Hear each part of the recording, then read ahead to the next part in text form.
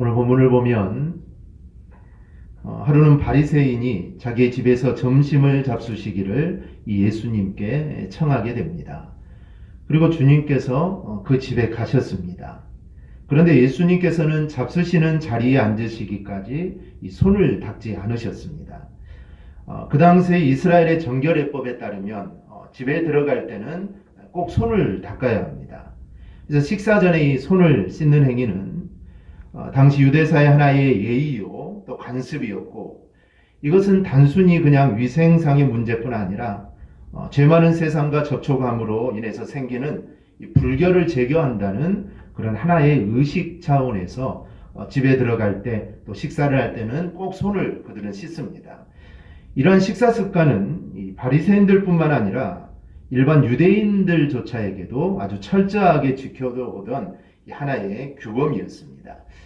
그러나 이 신학자 마살에 의하면 이런 행위는 후대에 생겨난 인위적 규범이지 구약 율법의 규범은 아니다라고 이렇게 지적을 합니다. 즉 이것은 구약 율법에 나와 있는 말이 아니라는 겁니다. 즉 나중에 생겨난 겁니다.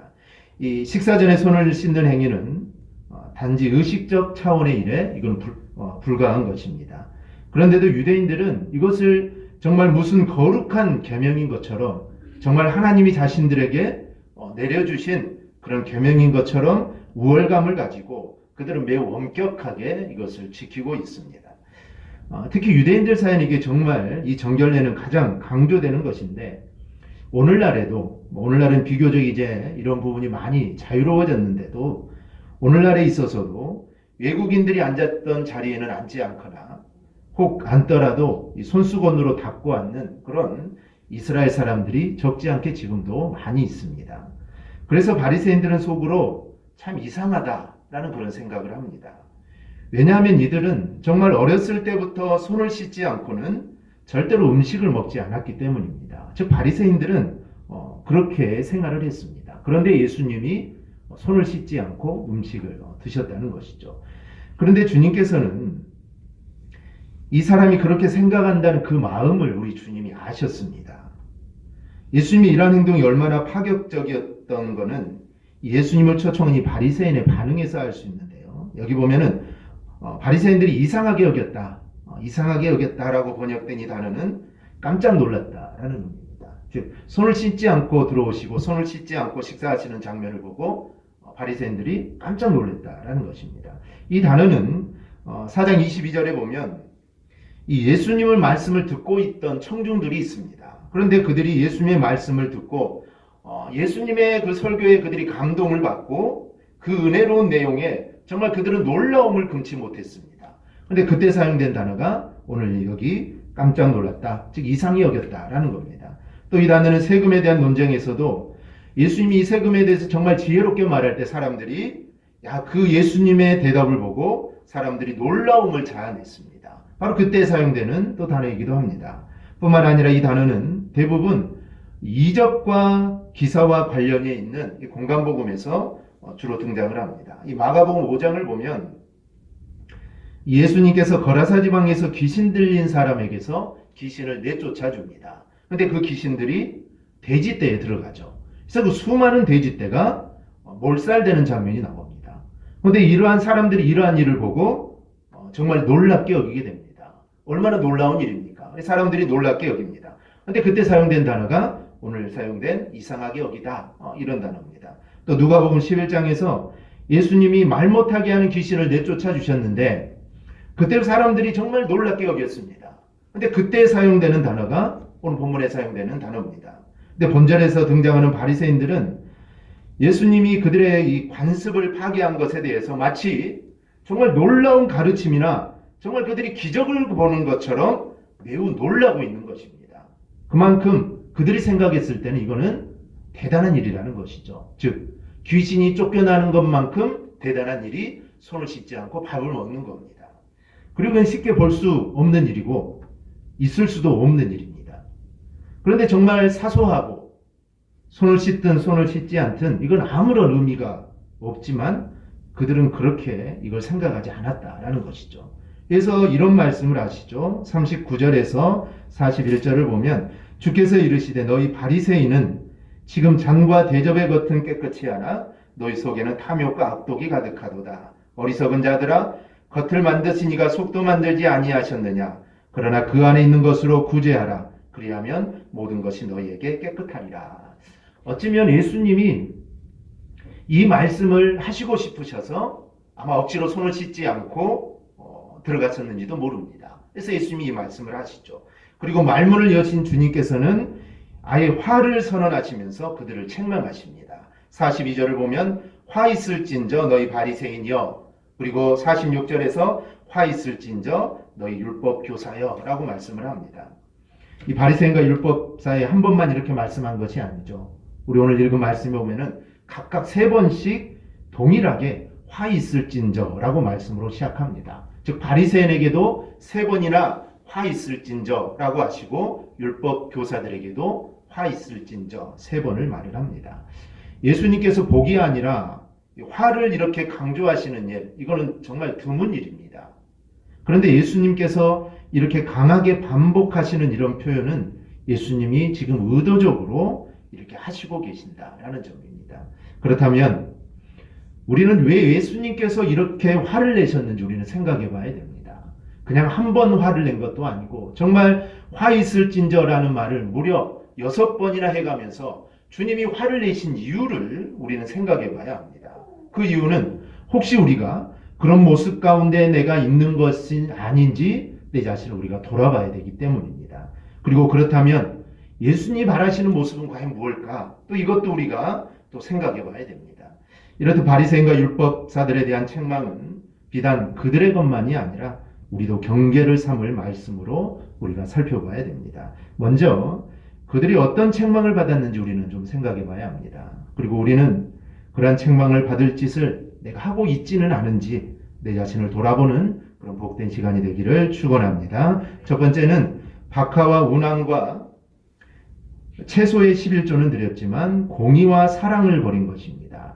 우리 42절 함께 봅니다. 42절 함께 읽습니다. 화 있을진저 너희 바리새인이여, 너희가 박하와 운항과 모든 채소의 11조는 드리되 공의와 하나님께 대한 사랑은 버리는도다. 그러나 이것도 행하고 저것도 버리지 말아야 할지니라. 아멘. 그들은 11조를 아주 철저하게 했습니다. 원래 구약의 율법은 곡식, 그리고 포도주, 그리고 기름과 같은 주요 농산물과 가축에 대한 11조를 규정하고 있습니다.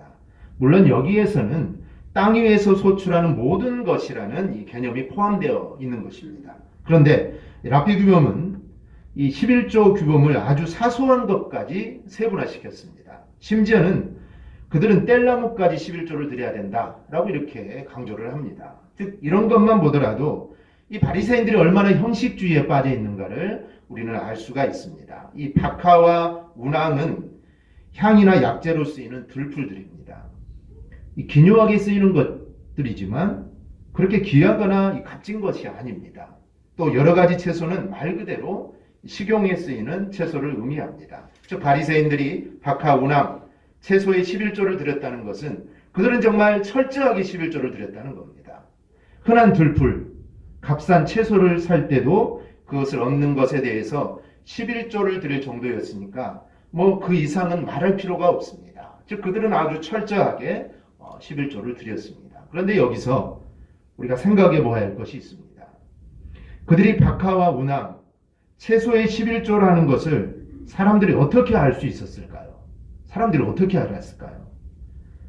사실 그들이 11조 하는 것을 들고 오지 않았다면 이거는 아무도 알 수 없는 겁니다. 그런데 그들은 이런 걸 11조를 드리기에 일부러 들고 다녔던 겁니다. 결국 그들은 자신들이 박하, 운항, 채소의 11조를 드리는 것을 눈으로 보게끔 그리고 자신의 입으로 떠벌리면서 그들은 다녔다라는 것입니다.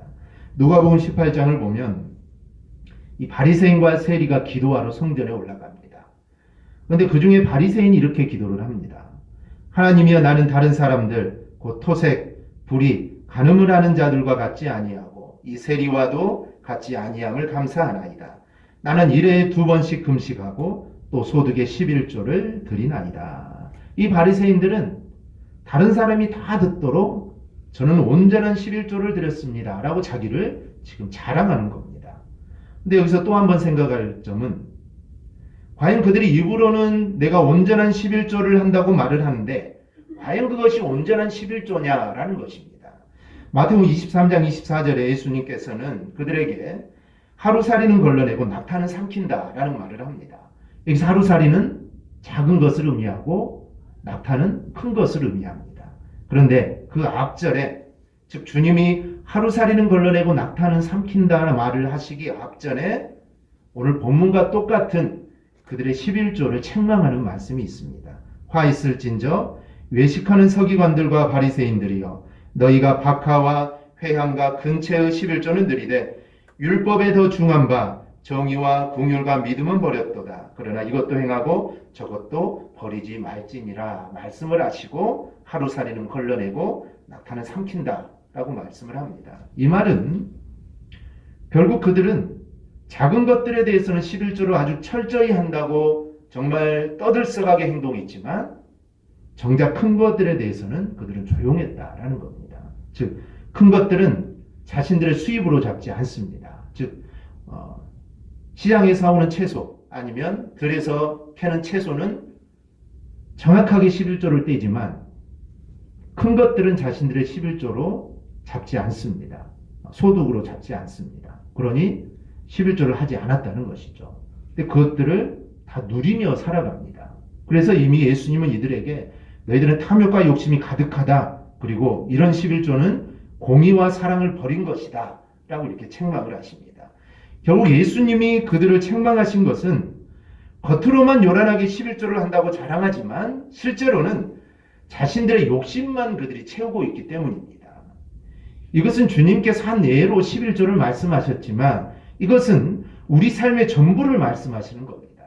그래서 우리는 내 자신을 늘 돌아봐야 합니다. 즉, 내가 겉으로는 여러 가지 신앙생활에 대해서 정말 잘하는 것 같지만 속으로는 우리 자신의 욕심만 내가 챙기고 있지는 않은지 우리는 늘 내 자신을 살펴야 합니다. 만약 우리가 겉과 속이 다르다면 지금 책망하시는 이 화 있을진저라는 말은 우리에게도 해당된다라고 우리는 생각을 해야 합니다. 그래서 우리는 겉과 속이 정말 같은 모습이 돼야 됩니다. 만약에 우리가 그렇지 못한다면 우리도 오늘 주님으로부터 이런 책망을 우리가 받을 수가 있습니다.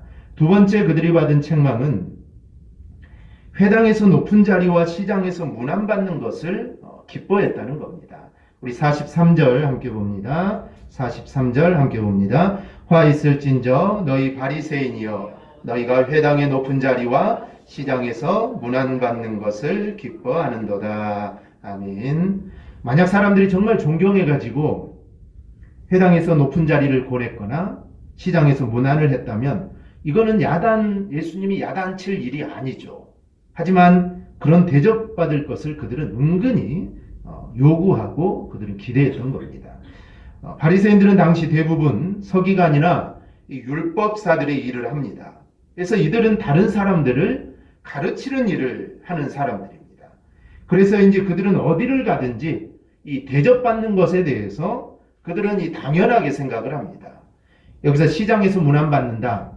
이건 뭐 시장에서 인사를 받는다는 것이죠. 그런데 이 시장에서 문안받는다는 것은 단순한 인사가 아닙니다. 이것은 유대 사회에서 최고로 존경받는 랍비로서의 대접을 받는다라는 것입니다. 즉 최고의 대접을 받는다는 것이죠. 즉 바리새인들은 자기 스스로 모든 사람들의 스승을 자처했습니다. 그리고 백성들에게 높임을 존경을 받는 것은 그들은 이런 것들을 너무 좋아했습니다.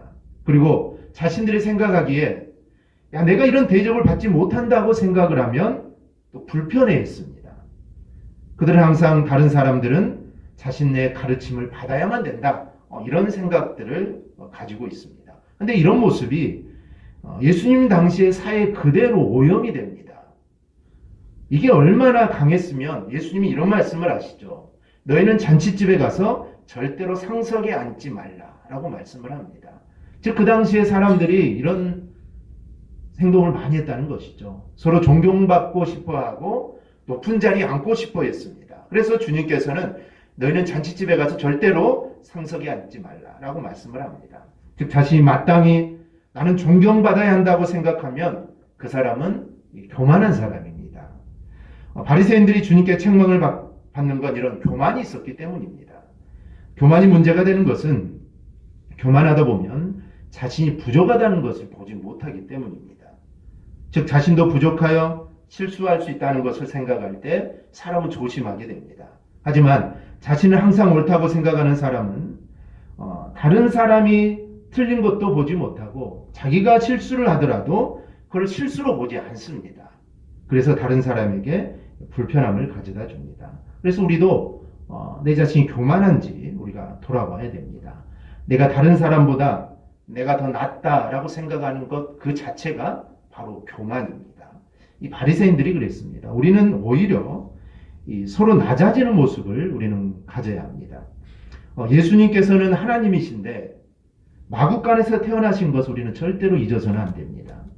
예수님은 하나님이신데 우리 피조물을 위해 십자가까지 낮아지셔서 죽으셨다라는 것을 우리는 절대로 잊어서는 안 됩니다. 즉 하나님의 일은 자신을 스스로 낮추는 데서부터 거기에서부터 하나님의 일은 시작되는 것입니다. 즉 예수님도 정말 마구간에 태어나실 정도로 낮아지셨고 또 피조물을 위해 십자가에 죽는 그 자리까지 가셨기에 하나님의 위대한 일을 행하실 수 있었던 겁니다. 우리도 마찬가지입니다. 내가 하나님을 위해 위대한 일, 정말 하나님을 위해 내가 큰 일을 해야겠다. 그 일을 하기 위해서는 낮추는 데서부터 모든 것은 시작이 됩니다. 그래야만 하나님의 일을 우리가 할 수가 있습니다. 세 번째로 그들이 책망받은 것은 어려운 짐을 사람들에게 지우고 자신은 그 짐을 지지 않는다는 겁니다. 우리 46절 함께 봅니다. 46절입니다. 이르시되 화 있을진저 또 너희 율법 교사여 지기 어려운 짐을 사람에게 지우고 너희는 한 손가락도 이 짐에 대지 않는도다. 아멘. 이는 율법 교사들에게 하신 말씀입니다. 예수님께서 바리새인들을 책망하자 그게 자신들도 모욕한다라는 것을 말을 합니다. 그런데 예수님께서 그들에게도 동일한 책망을 합니다. 여기서 율법사는 율법사에 대한 필사 연구로 당시 유대사회에서는 최고의 지식인 그룹에 속하는 사람들이 율법사들입니다. 그래 이들 또한 백성의 율법을 가르침으로 백성들에게 지도자적인 위치에 서게 됩니다. 그리고 율법사들은 대부분 이 바리새인 중에서 나옵니다. 그러니 예수님이 바리새인을 책망하시니 율법 교사들이 생각할 때 이 마음이 편치 않죠. 즉 자신도 전에는 바리새인이었기 때문입니다. 그런데 율법사들 역시 책망을 받을 수밖에 없었습니다. 율법사들은 여러 율법 조항들을 만들어냅니다. 즉 안식일을 거룩하게 지키라고 이제 십계명에서 말씀을 하는데, 그래서 이 안식일을 거룩하게 지키기 위해서 그럼 어떻게 하면 안식일을 우리가 거룩하게 지킬 수 있을까? 그래서 안식일에 움직일 수 있는 거리, 또 안식일에 하지 않아야 할 일들을 아주 세세하게 만들어냅니다. 이런 일을 하는 사람이 율법사들이죠. 그런데 문제는 이들이 백성들에게는 율법을 지키기를 강요합니다. 그러면서도 자신들은 이 율법에 대해서 아주 교묘한 해석을 통해 그들은 율법을 준수하지 않는다는 것이죠. 예컨대 그들이 만든 30개가 넘는 안식일 조항 속에는 안식일에 가능한 최고의 여행거리가 있습니다. 즉 안식일에는 이 이상 걸어가면 이 안식일을 범하는 겁니다. 안식일을 범하면 어떻게 될까요? 이 돌에 맞아 죽습니다. 그래서 안식일은 철저하게 지키는데 그들은 안식일에 여행 갈 수 있는 최고의 거리는 2000규빗, 즉 1km로 규정을 하고 있습니다. 즉 안식일에는 1km 이상을 여행을 가서는 안 된다는 것이죠. 그런데 그들은 이걸 또 이렇게 해석합니다. 만약에 금요일 저녁에 어느 곳에 2끼분의 음식을 남겨두었다면 그것은 또 하나의 거주지가 되기 때문에 그 거주지로부터 1km는 더 갈 수 있다라는 이런 조항으로 해석을 합니다. 그래서 이 율법을 제대로 모르는 백성들에게는 안식일에 여행을 하지 못하도록 금하는 반면에 자신들은 안식일에도 가고 싶은 곳을 마음대로 여행을 하게 됩니다.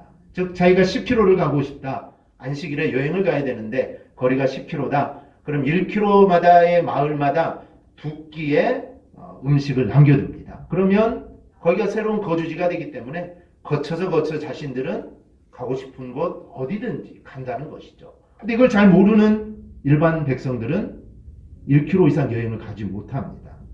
이것이 어찌 백성의 지도자라고 하는 자들의 받은 태도라고 할 수가 있겠습니까? 그래서 주님께서 그들을 책망하신 겁니다. 그래서 오늘 우리 사회는 어떠합니까? 오늘 우리 사회 역시 그 내부를 들여다보면 주님 당시의 유대 사회와 별반 다를 것이 없습니다. 이 사회의 지도층일수록 그들은 입으로는 법을 강조하지만 정작 그들은 법을 지키지 않을 뿐 아니라 악용하는 경우가 많습니다. 한 예로 이 지도층일수록 세법 또 병역법 기타 국민이면 당연히 지켜야 할 각종 법률들을 그들은 가장 많이 어기고 있습니다. 거기다 소위 지도자라는 사람들은 백성들을 섬기려 하기보다는 도리어 섬김받으려는 명예욕에만 사로잡혀 있습니다. 그런데 문제는 이러한 현상이 교회 안에도 일어나고 있다. 교회 안에도 이런 현상이 일어나고 있다라는 것입니다. 예컨대 저도 어렸을 때 보면은 그 당시에는 이 장로님석이 따로 있었습니다. 그래서 시골교회 같은 경우를 보면 옆에 이렇게 장로석이 있어서 이제 장로님들은 거기에 앉았는데 이제 이런 부분입니다. 즉 예배당 앞자리나 옆자리에 장로석을 따로 만들어서 장로 직분이 마치 특권을 누리는 직분이냐 착각하게 만드는 교회의 모습입니다. 그래서 사람들이 봤을 때 저분들은 좀 특별하구나. 그래서 우리가 앉는 자리에 앉지 않고 특별한 곳에 앉는구나. 이런 생각들을 사람들로부터 가지게 합니다. 그런가 하면 교회 직분자들 중에는 성도들을 위에 군림하려 하고 섬김받기를 즐겨하는 그런 사람들이 종종 있습니다. 하지만 지도자란 다른 사람을 섬기고 모범이 되라고 세움받은 것이지 어떤 특권을 누리라고 세움받은 것이 이거는 절대로 아닙니다. 우리 주님은 정말 섬김을 받고 특권을 누리기에 부족한 것이 없는 분이십니다. 당연히 높임을 받아야 되고 당연히 섬김을 받아야 되죠. 즉 창조주니 당연히 그래야 됩니다. 그런데 주님은 인자가 온 것은 섬김을 받으려 함이 아니라 도리어 섬기기 위함이다 라고 말씀하시고 당신이 먼저 섬기는 삶과 희생하는 삶의 모범을 주님이 먼저 보이셨습니다. 따라서 주님의 제자인 우리는 하나님이 주시는 특권을 나를 위한 특권이 아니라 정말 더 많은 사람들을 섬기기 위한 특권임을 우리가 절대로 잊어서는 안 됩니다. 즉, 내 직분이 무겁다면 더 많이 섬겨야 함을 의미합니다.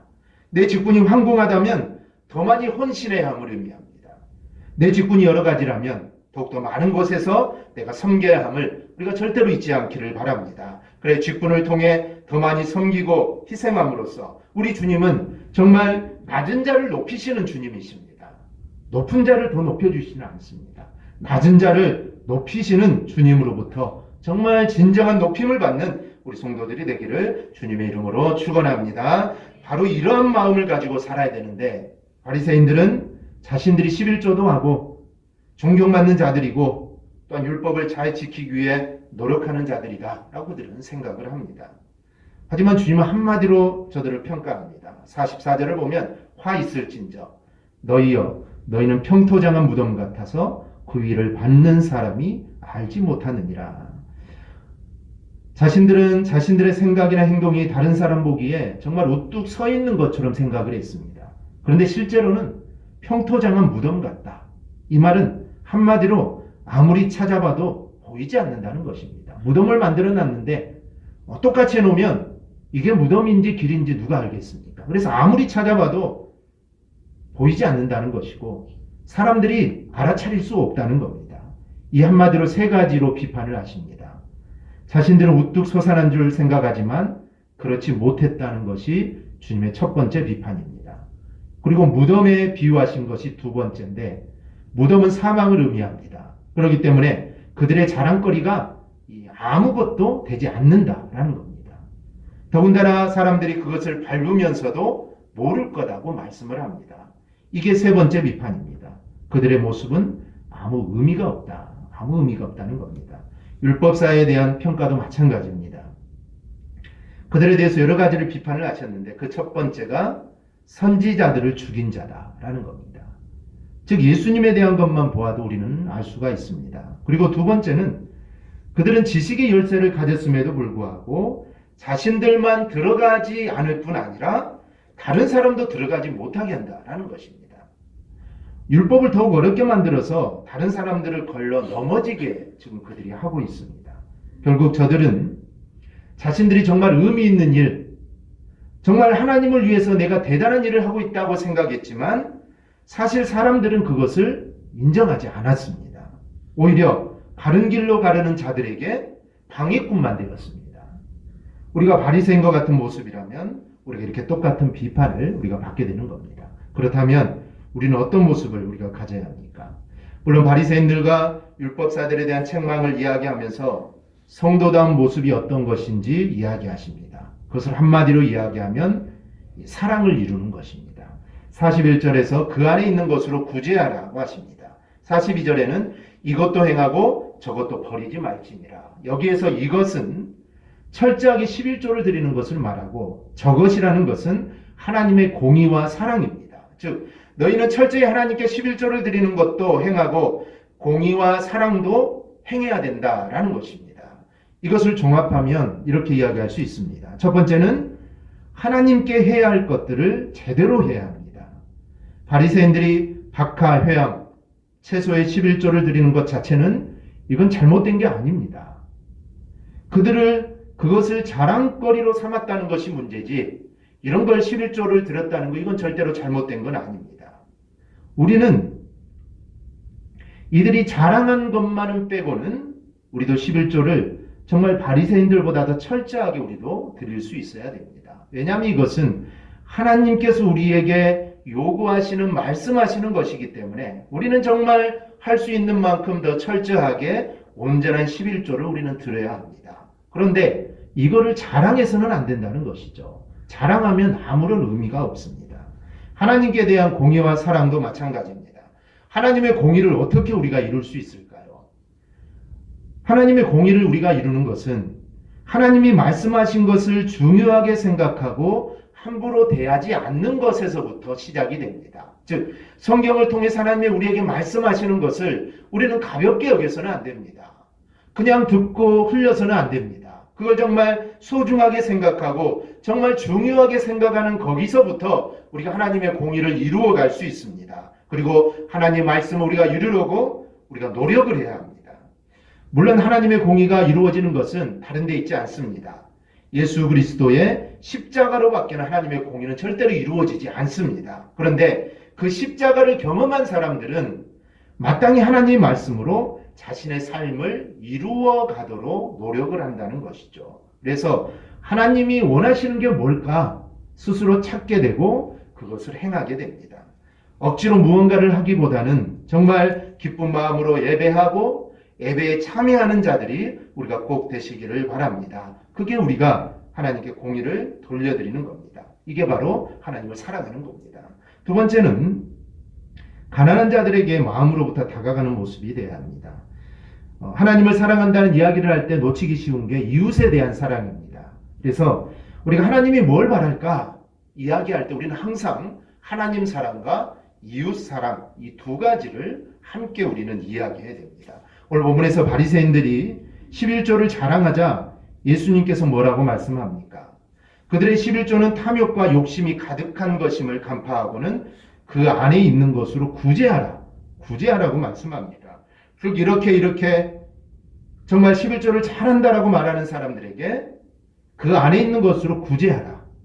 그러면 그것이 자신들을 깨끗하게 할 것이다 라고 말씀을 합니다. 즉 정결하기 위해서는 손만 닦을 것이 아니라 즉 손을 닦는다고 너희가 정결해지는 것이 아니다는 겁니다.